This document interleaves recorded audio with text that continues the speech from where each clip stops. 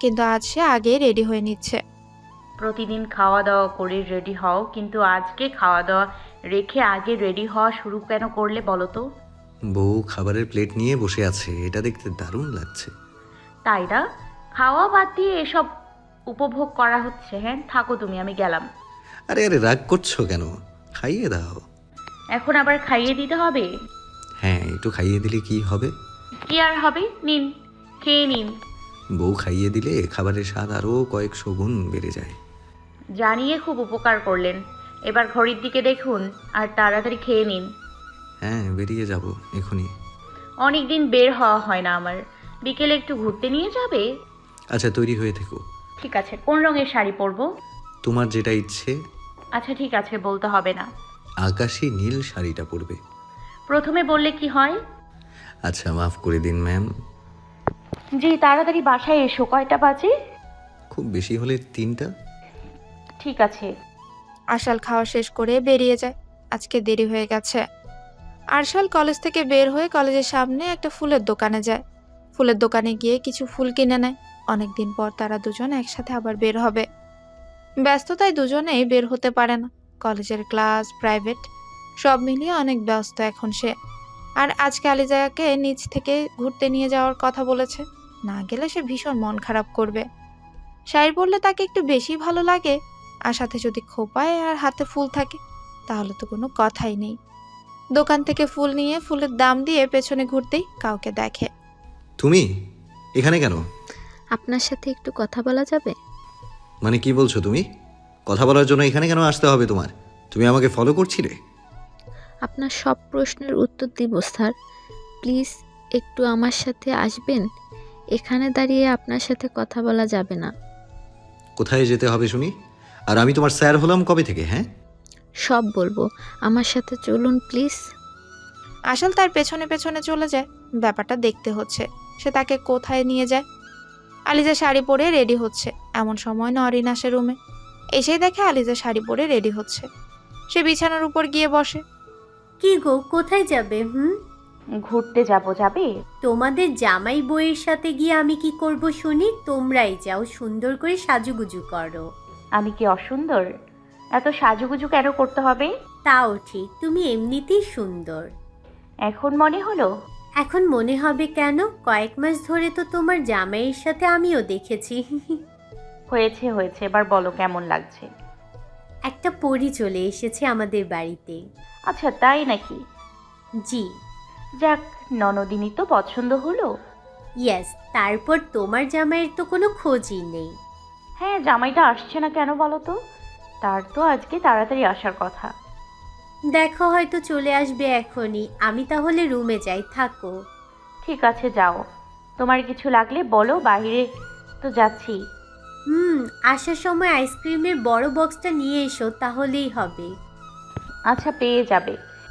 আহ, সুন্দরী বৌমনিটা আমার। নরিন রুম থেকে যাওয়ার পরে আরশাল ফুল হাতে নিয়ে প্রবেশ করে। আলিজা বসে বসে অপেক্ষা করছিল। আরশালকে দেখে উঠে দাঁড়ায়। এত দেরি হলো কেন? ভার্সিটির এক ফ্রেন্ডের সাথে দেখা হয়েছিল। সে টেনে নিয়ে গিয়েছিল, আড্ডা দিলাম একটু, তাই দেরি হয়ে গেল।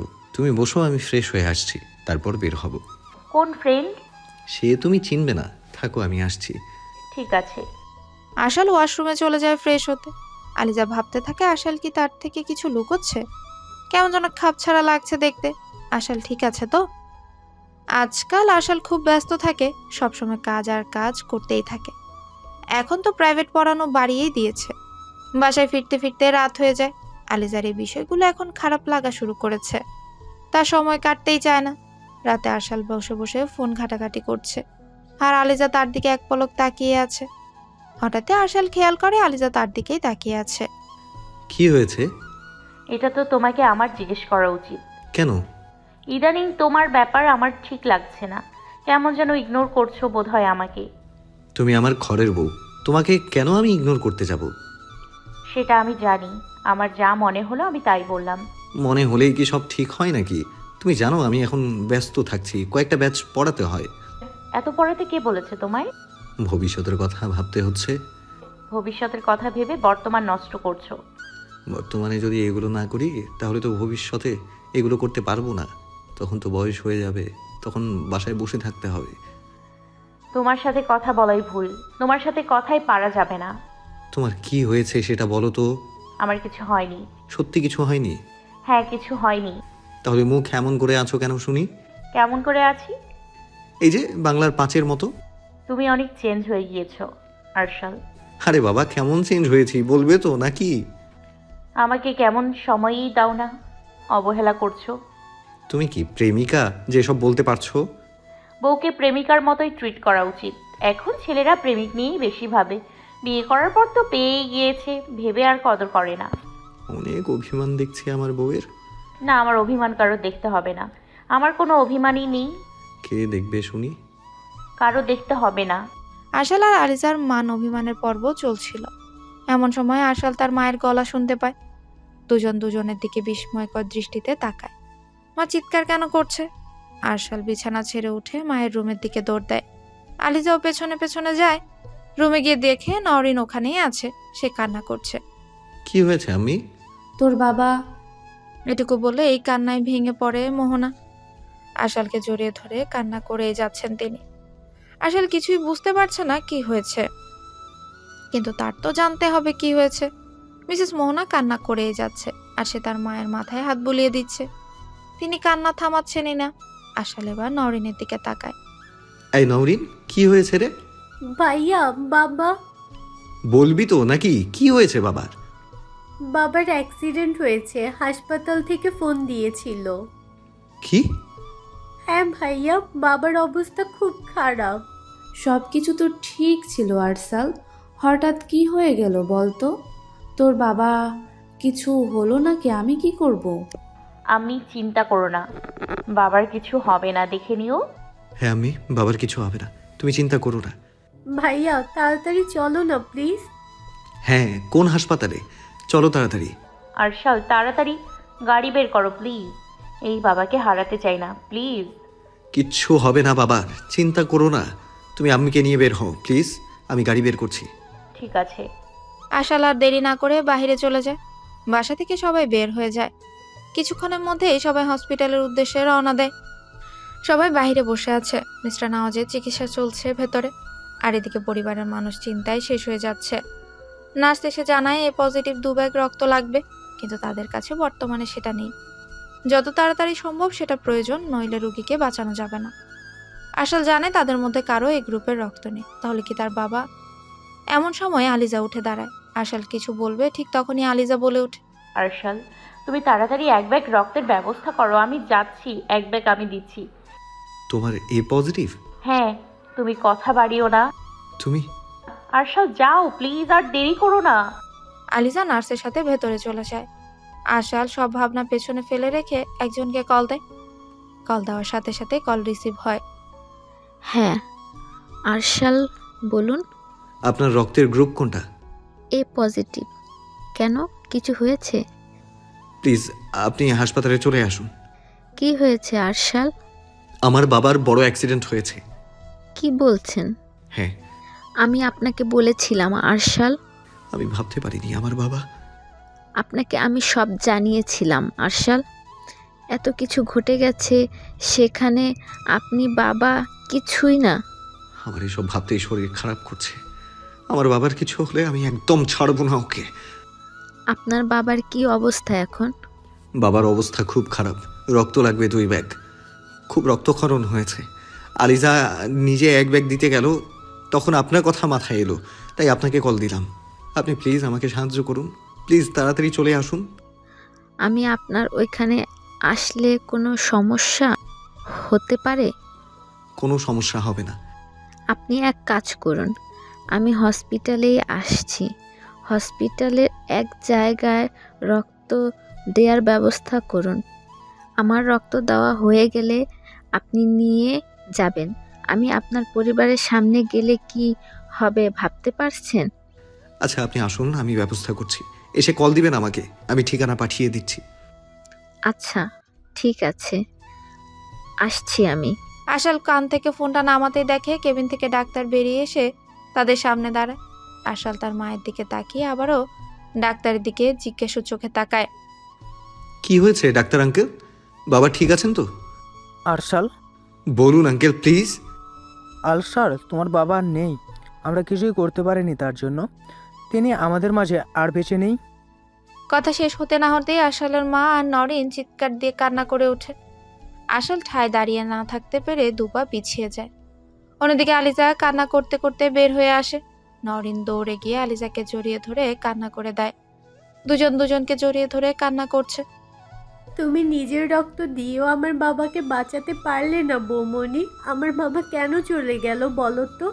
বাবার কিসের এত তাড়া ছিল আমাদের ছেড়ে চলে যাওয়ার? আমি তো দ্বিতীয়বার বাবা হারা হয়ে গেলাম নওরিন। আমার মতো অসহায় আর কে আছে বলো? থামবি তোরা একটু, একদম কান্নাকাটি করবি না। আমার বাবার কিছু হয়নি, বাবার কিছু হতেই পারে না। আঙ্কেল প্লিজ বলুন না বাবার কিছু হয়নি, আমার বাবার কিছু হতে পারে না। নিজেকে সামলে রাখো আলসার, নিজেকে শক্ত রাখো। তোমাকে এবার পরিবারের দায়িত্ব নিতে হবে। তুমি তোমার বাবার একমাত্র ছেলে, তোমাকে যে শক্ত থাকতেই হবে আলসার। নিজের মানুষগুলোকে শান্ত রাখো। তুমি যদি ভেঙে পড়ো তাহলে তাদের কি হবে বলো তো? নিজেকে সামলাও বাবা, আমি আসছি। আশাল দৌড়ে বাবার কাছে যায়। বাবার মুখটা ঢাকা দেখে আশালের চোখ দিয়ে পানি ঝরছে। বাবা, ও বাবা ওঠো না প্লিজ, তোমাকে তো অনেক কথা বলা বাকি। সব সময় তো তোমাকে ভয় পেয়ে গেলাম, ভয়ে তো তোমাকে ভালোবাসার কথাটাও জানানো হয়নি বাবা। বাবা, ও বাবা, আমি তোমার খুনিকে একদম ছাড়বো না। তার পাপের খরা পূর্ণ হয়ে গিয়েছে, তাকে যে এবার শাস্তি পেতেই হবে। খুব কঠিন শাস্তি অপেক্ষা করছে তার জন্য। বাবা একবার উঠে বসো প্লিজ, আমরা দুজনে মিলে ওকে আমরা শাস্তি দেব। আশাল বাচ্চা মানুষের মতো বিলাপ করে কান্না করছে। নরিন, মিসেস মোহনা, আলিজা রুমে প্রবেশ করে। আশাল নিজেকে সামলে নেয়। মিসেস মোহনা কান্না করছে। কান্না করতে করতেই তিনি সেন্সলেস হয়ে যাওয়ার মতো অবস্থা। নরিনও খুব কান্নাকাটি করছে। আলিজা একসাথে দুজনকে সামলে উঠতে পারছে না। তার নিজেরও যে কান্না থামছে না। চারপাশে বিষাদের ছাপ। আশালের ফোনে কল আসলে সেখানে রিসিভ করে সে। আমার বাবার জন্য আর রক্ত লাগবে না, আপনি ফিরে চলে যান। আমার বাবা আর নেই, আমার বাবা আমাদের সবাইকে ছেড়ে চলে গিয়েছে। ফোনের ওপাশ থেকে কিছু কথা বলা হয় আশালকে। কথা শেষ হলে একসময় ফোনটা কেটে দেয়। আশাল এবার বাবার দিকে তাকায়। রক্তাক্ত মুখ দেখে রাগে, ক্ষোভে, কষ্টে আবারও কান্না করে দেয় সে। সে আজ বাবা নামক বড় বটগাছটার ছায়া হারিয়ে ফেলল। বাবার মতো দায়িত্ব সে কিভাবে পালন করবে? আশাল কান্না করতে করতেই নিজেই বলে ওঠে, না না, অনেক করে ফেলেছেন, আপনাকে আর ছাড় দেওয়া যাবে না। একা করে দেওয়ার শাস্তি, এত এত অপরাধের শাস্তি আপনাকে খুব তাড়াতাড়ি পেতে হবে মিস মীরা। বাসায় আমরা শুধু 3টা মেয়ে থাকতে পারবো, তোমার কি যেতেই হবে? আলিজার কথা শুনে ব্যাগ গোছানো ছেড়ে সোজা হয়ে দাঁড়িয়ে গেল আশাল। বাধ্যতামূলক না হলে যেতাম না। আমাকে আর আরেকটা স্যারকে এই ট্যুরের দায়িত্ব দেওয়া হয়েছে। এখন আমি যদি না যাই কি হবে বলো তো? আচ্ছা ঠিক আছে। আবার মন খারাপ করছো? না, তোমার যাওয়া তো জরুরি। যাও, তুমি সাবধানে থেকো। আচ্ছা ঠিক আছে। আশাল এবার ব্যাগ গোছানোতে মন দেয়। আলিজাও পাশে থেকে সাহায্য করছিল। শোনো, বলো। তোমার জন্য একটা গুড নিউজ আছে। কি গুড নিউজ শুনি? না, এখন বলবো না, তুমি ফিরে আসলে বলবো। এখন বললে কি হবে? তোমার যেতে ইচ্ছে করবে না। কি এমন খবর যেটা শুনলে আমার যেতে ইচ্ছে করবে না? তুমি ফিরে এসো, তখন বলবো। তবে আরেকটা খবর আছে। সেটাও বলা যাবে না? হ্যাঁ, বাবার জায়গা আমি পাচ্ছি। মানে তুমি রাজনীতিতে পা রাখতে চাচ্ছ? হ্যাঁ, রাখলে ক্ষতি কি? তুমি দেখোনি এসবের জন্য তুমি তোমার বাবাকে আর আমি আমার বাবাকে হারিয়েছি? তুমি ভেবো না আমি থাকবো না, অন্য কেউ থাকবে, কিন্তু আমার কথাই সবকিছু হবে। তোমার কথায় কিচ্ছু হতে হবে না। ভালো সুযোগ একটা পেয়েছি, ঠিক হবে না। আমি এসে এসব নিয়ে কথা বলবো। এসব নিয়ে আর কথা হবে না, তুমি আসার পর অন্য কিছু নিয়ে কথা হবে। আচ্ছা দেখা যাবে, এখন আমি আসছি, আম্মিকে দেখে রেখো। আচ্ছা ঠিক আছে। তুমিও সাবধানে থেকো, খুব তাড়াতাড়ি আমাদের দেখা হচ্ছে। যাওয়ার সময় জড়িয়ে ধরবে কে? ধরতেই হবে। জি মশাই। এসো জড়িয়ে ধরি, আবার ধরতেই পারবো কিনা। এমন কেন বলছো? বাহিরে যাচ্ছি না, কি হয় না হয় বলা তো যায় না, তাই না? আরশাল, একদম বাজে কথা বলবে না। আচ্ছা বাদ দাও, এসো একবার জড়িয়ে ধরি। আলিজা আর এক মুহূর্ত দেরি না করে আশালকে জড়িয়ে ধরে। নরিন আজকাল কারোর সাথে তেমন কথা বলে না। বাড়ির সবাই কেমন পরিবর্তন হয়ে গেছে। মোহনাও এখন একদম চুপচাপ থাকেন। ওনার চুপচাপ থাকা স্বাভাবিক, কিন্তু নওরিন কিছুদিন হলো একদম চুপচাপ হয়ে গেছে। আলিজার সাথেও আগের মতো ভালো সম্পর্ক নেই। আলিজাও নওরিনের রুম খোলা পায় না, আবার তার আশেপাশেও দেখে না। আলিজার রুমে শুয়ে শুয়ে টিভি দেখছিল, এমন সময় ফোনটা বেজে ওঠে। ফোনের স্ক্রিনে অচেনা নম্বর দেখে প্রথমে রিসিভ করতে চায় না, পরে কিছু একটা ভেবে কলটা রিসিভ করে। ফোনে কথা বলার পর আর একটা মিনিটও দেরি করে না সে। বাসায় কাউকে না বলে একা বেরিয়ে যায়। আলিজাকে বেরিয়ে যেতে দেখে নওরিন টেবিলের উপর থেকে ফোনটা নিয়ে নিজেও বেরিয়ে যায়। বাসার সামনে আসতেই দেখে আলিজা রিক্সাতে উঠে। নওরিনও একটা রিক্সা নিয়ে উল্টো আরেকটা রাস্তায় অগ্রসর হয়। রাস্তায় কাউকে ফোন করে জানিয়ে দেয় বিষয়টা। হ্যালো, হ্যাঁ বলো। কোথায় আছো তোমরা? তোমাকে যে জায়গার কথা বলেছিলাম ওখানেই আছি। আমিও রাস্তায়, এখনই আসছি। ঠিক আছে, চলে এসো। কাজ তো হয়ে গিয়েছে, তাই না? হ্যাঁ, সব ঠিক আছে। কি যে সারপ্রাইজ অপেক্ষা করছে আমাদের আলিজার জন্য। বেচারি আজকের ধামাকা সহ্য করতে পারবে তো? আরে পারবে মানে, সহ্য করে নিয়ে দৌড়াবে। তাড়াতাড়ি চলে এসো, আমরা তোমার জন্য অপেক্ষা করছি। হ্যাঁ, আসছি। জি ম্যাম, তুমি আসলে তখন আবার আমরা সবাই মিলে আলিজার জন্য অপেক্ষা করব। অবশ্যই, একটু অপেক্ষা করো, আমি এসেই গিয়েছি। হ্যাঁ এসো। আলিজা গাড়িতে থাকা অবস্থায় আবারও কল আসে। সে তড়িঘড়ি করে কলটা রিসিভ করে। হ্যালো, আমার মামা ঠিক আছে তো? আমি প্রায় চলে এসেছি আপনার দেওয়া ঠিকানায়। আপাতত তাকে আমাদের বাসায় নিয়ে আসা হয়েছে। আপনাকে ঠিকানা টেক্সট করে পাঠিয়ে দেওয়া হয়েছে, চলে আসুন। মামার সাথে একটু কথা বলা যাবে? কথা বলতে পারবে? দাঁড়ান, ফোন ধরে দিচ্ছি। হ্যাঁ, একটু দিন। ওপাশ থেকে কলটা কেটে দেওয়া হয়। 2 মিনিটের মধ্যে আবারও কল আসে। আলিজা সাথে সাথে কলটা রিসিভ করে। হ্যালো মামা। হ্যাঁ রে মা, তুই কত দূর আছিস? এই তো মামা, আমি চলে এসেছি প্রায়। তুমি চিন্তা করো না, আমি এসেই তোমাকে ডক্টরের কাছে নিয়ে যাব। ঠিক আছে। আলিজা কলটা কেটে সোজা মেসেজ চেক করে ঠিকানা পায়, সেখানে বাড়ির সামনে নেমে যায়। মেসেজে 2য় তলায় যেতে বলা হয়েছে। আলিজা সিঁড়ি বেয়ে উপরে চলে যায়। উপরে একটা ফ্ল্যাট শুধু।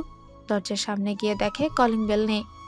ব্যাগ থেকে ফোন বের করে কল দিলে চোখ মুখ ঢাকা এক মহিলা এসে দরজা খুলে দেয়।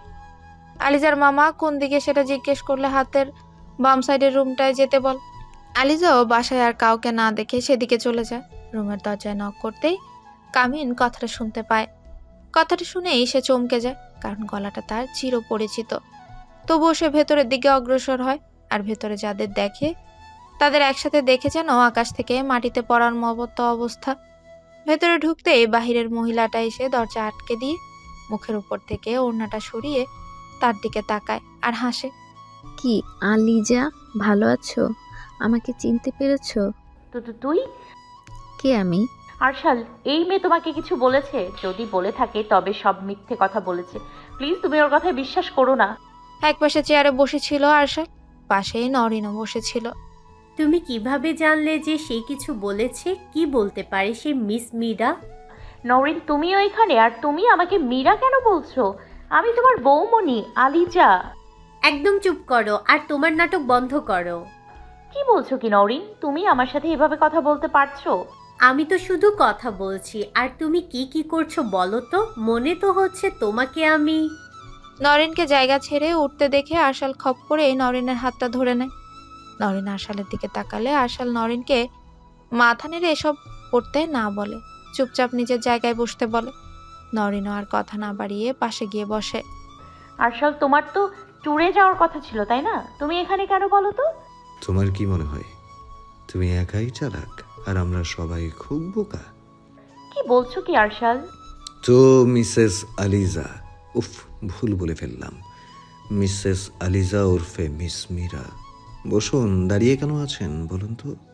আমি আলিজা, আমি মীরা নই। ও মীরা, আমি নই, বিশ্বাস করো। বিশ্বাস এখনো করতে বলছেন? বিশ্বাস আপনাকে? কখনো না।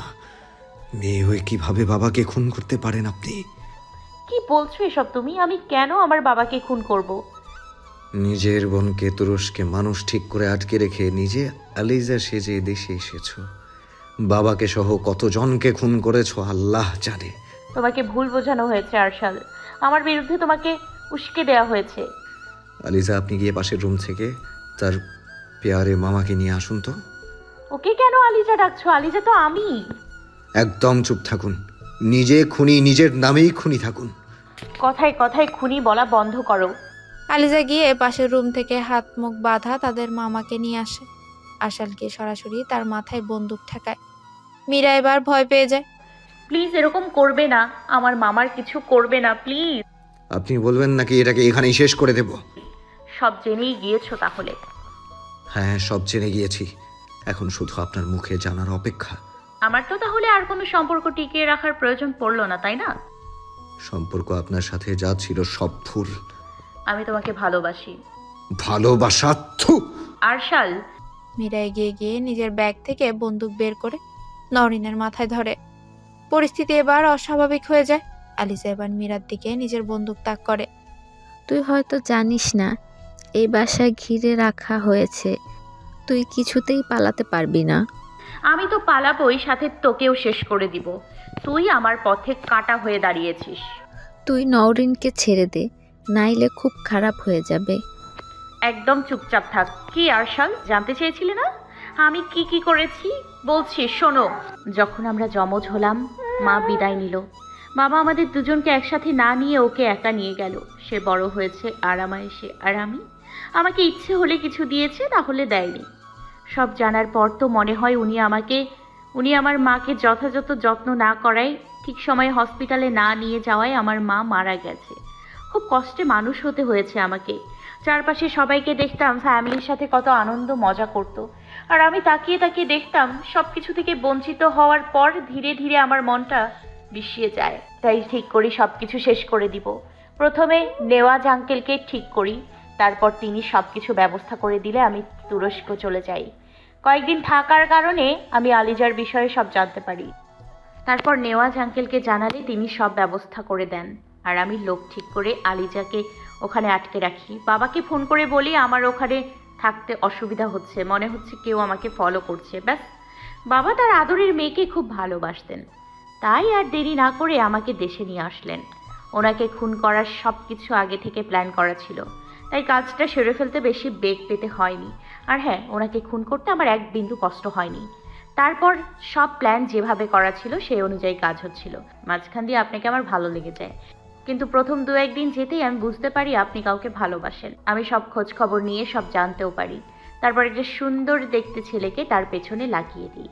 তাকে যেভাবে যেভাবে বলি সেও সেভাবেই কাজ করে। যা যা বলতে বলি সে আপনার কাছে গিয়ে সেই কথা বলে আর প্রমাণ দেখায়। আপনিও তখন ওকে ভুল বুঝতে শুরু করেন আর আমার কাছাকাছি হয়ে যান। শেষ যেদিন ওই মেয়েটা আমাদের বাসায় এসেছিল, আপনি রুম থেকে বের হয়ে যাওয়ার পর আমি রুমে যাই। ওর সাথে ঝামেলাটা আমিই করি। আমি ওকে ভয় দেখাই আর ওর সামনেই আমি ফুলদানি দিয়ে আমার মাথা ফাটিয়ে নিই। তারপর আপনার বাবাই ওকে গুম করেছে। সব ঠিকঠাক চলছিল। যখন বাবার অবস্থানের কথাটা আসলো আমি বলেছিলাম আমি সেই জায়গায় যাব, কিন্তু না, আপনার বাবা বললেন তিনি বসবেন সেই পজিশনে। আমার এতদিনের ইচ্ছে আমি কি করে তার হাতে ছেড়ে দিই, ব্যাস তাকেও শেষ করে দিলাম। আমার পথে যারা যারা বাধা হয়ে এসেছে সবাইকে সরিয়ে দিয়েছি, এতে আমার কোনো আক্ষেপ নেই। আসলে এতক্ষণ চুপচাপ সব শুনছিল। এই মেয়ে তার ভালোবাসাকেও শেষ করে দিয়েছে। এটা তো সে জানতোই না যে এই মেয়েটা তিথিকেও শেষ করে দিয়েছে, অথচ এতদিন ভুল বুঝে আসছিল। তিথি, আপনি তিথিকেও ছাড়লেন না?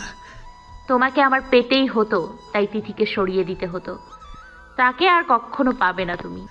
আমার জীবনের সবচেয়ে ভালোবাসার মানুষটাকে আমি ধোঁয়াশায় হারিয়ে ফেললাম। কত বোকা আমি! আমি এখন বুঝতে পারছি আমি অনেক বড় অন্যায় করে ফেলেছি, কিন্তু এতগুলোর মাঝে একটা সত্যি হচ্ছে আমি তোমাকে ভালোবাসি। তুমি ওই সত্যগুলো না হয় নাই জানতে আরশাল, তাহলে আমাদের সব ঠিক থাকতো। সেদিন ফুল কিনতে গিয়ে সত্যিকারের আলিজাকে দেখে ভেবেছিলাম আমার ঘরের আলিজা পিছু নিয়ে চলে গিয়েছে, কিন্তু কথা বলার পর বিশ্বাসই করতে পারছিলাম না কেউ আমাকে এভাবে ঠকাতে পারে। ধীরে ধীরে সন্দেহ হতে থাকে, আর আজ যে মেয়ে নিজের বাবা সহ এতগুলো মানুষকে ছাড়েনি, সে ভালো মানুষ হবে কিভাবে? বেচারা বিনা দোষে মায়ের হাতে খুন হলো। এতগুলো মানুষের জীবন নষ্ট করার দায়িত্ব আপনাকে নিতেই হবে মীরা। নিজে মারা যাব, তবু অন্যের দেয়া শাস্তি মাথা পেতে নিব না। শাস্তি তো আপনাকে পেতেই হবে মীরা। এত অন্যায় করার পর আপনাকে ছাড় দেওয়া তো আর যাবে না। আপনি এত দিকে নজর না দিলেও পারতেন, সবকিছুর একটা কারণ ছিল। আপনার এখনো লজ্জা করছে না, তাই না? ভালো না বাসলে হয়তো লাগতো। আপনার মুখে ভালোবাসার কথা মানায় না। আলিজা, অফিসারকে কল দিন, ভেতরে আসতে বলুন। এই মীরাকে আমার আর সহ্য হচ্ছে না। হ্যাঁ, আমি কল দিচ্ছি। আমাকে মাফ করা যায় না আরশাল? মাফ? আপনাকে? কোনো দিনই না। রিভলভার আমার বোনের মাথায় না ঠেকিয়ে আমাকে মেরে দিন। আপনাকে আমার একদম সহ্য হচ্ছে না। আপনাকে অনেক ভালোবাসি আরশাল। মুখটা বন্ধ রাখুন। আমি তোমার সাথে বাকি জীবনটা কাটাতে চাই। তুমি শুধু মাথাটা ঠান্ডা করো, আর প্লিজ পুলিশ ফোর্সকে বলে দাও আমাদের কিছু হয়নি। প্লিজ আরশাল। মীরা, আর না, একদম চুপ। অনেক হয়ে গিয়েছে। আর একটা কথাও আমি শুনতে চাচ্ছি না। আমি তো অপরাধী, শাস্তিও পাবো। একটু কথা বলতে দাও না প্লিজ। আরশাল একদম ওর কথা শুনবে না। বাহিরের দরজায় সবাই চলে এসেছে। মীরা নওরিনের মাথা থেকে রিভলভারটা সরিয়ে নিয়ে আশালের দিকে এগোতে থাকে। মীরা একদম আশালের সামনে চলে আসে। আশালের রিভলভার এখন মীরার কপালে ঠেকানো। মীরা সেটার পরোয়া না করে আশালের হাত ধরে। আশাল সাথে সাথে হাত সরিয়ে নেয়। মীরা এবার আর সময় না নিয়ে আশালকে শক্ত করে জড়িয়ে ধরে।